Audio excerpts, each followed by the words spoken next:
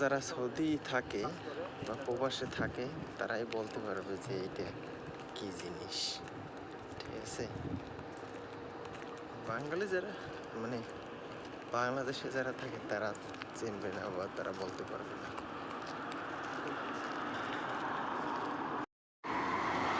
মাশাআল্লাহ, দেখুন কত সুন্দর সবুজ সৌদি আরবের বুকে।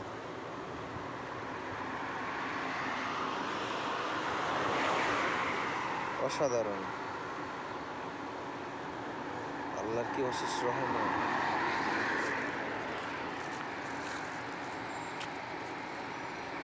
ভাইরে ভাই, মনে আশা আছে গাড়ি কেনার, কিন্তু সামর্থ্য নাই, তাই শুধু দেখেই যাই,